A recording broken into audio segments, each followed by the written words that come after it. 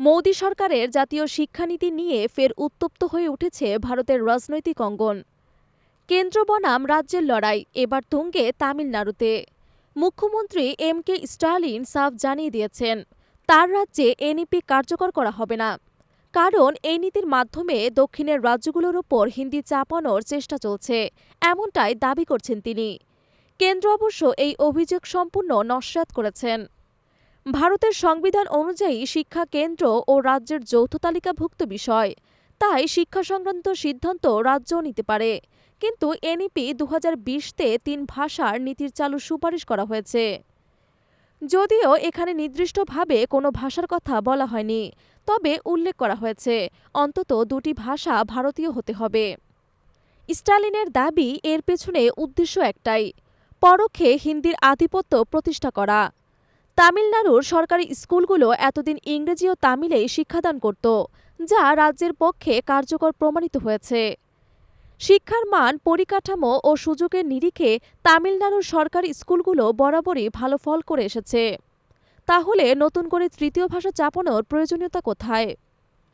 তামিলনাড়ুর এই অবস্থান নিয়ে কেন্দ্র রাজ্যের দরজা গড়িয়েছে লোকসভায়।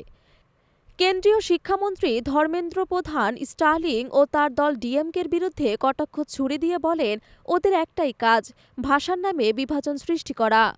ওরা আসলে অগণতান্ত্রিক ও অসভ্য। প্রধানের এই মন্তব্যের ক্ষোভে ফেটে পড়ে ডিএমকের সাংসদরা।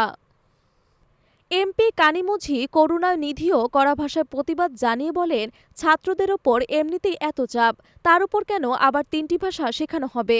2টি ভাষাই যথেষ্ট। তামিলনাড়ু বরাবরই ভাষার অধিকারের প্রশ্নে লড়াই করে এসেছে। 1965-তে হিন্দিকে জাতীয় ভাষা হিসাবে চাপানোর বিরোধিতায় সেখানে তীব্র আন্দোলন হয়েছিল, যা শেষমেশ কেন্দ্রকে পিছু হটতে বাধ্য করেছিল। তাই আজও এই রাজ্যে ভাষার প্রশ্ন অত্যন্ত সংবেদনশীল।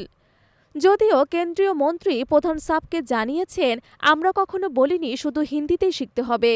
এনইপি 2020 স্পষ্ট বলেছে, শিক্ষার মাধ্যমে মাতৃভাষা হবে, তাহলে তামিলনাড়ুতে শিক্ষার মাধ্যমে তামিলই থাকবে।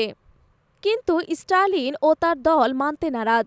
তাদের দাবি, একবার 3 ভাষা নীতি কার্যকর হলে ভবিষ্যতে কেন্দ্রের কাছে হিন্দি চাপানোর রাস্তা খুলে যাবে। তামিলনাড়ু তার পুরনো নীতিতেই অনড়। কেন্দ্র অবশ্য রাজ্যগুলোর জন্য নীতিতে নমনীয়তা রেখেছে। তবে ভবিষ্যতে কেন্দ্রীয় শিক্ষা বোর্ড ও চাকরির পরীক্ষাগুলোর ক্ষেত্রে ভাষার বিষয়টি প্রভাব ফেলতে পারে। তামিলনাড়ু কি তার নিজস্ব ভাষানীতি ধরে রাখতে পারবে, নাকি কেন্দ্রের চাপে নতি স্বীকার করবে? আপাতত উত্তরের অপেক্ষায় গোটা দেশ।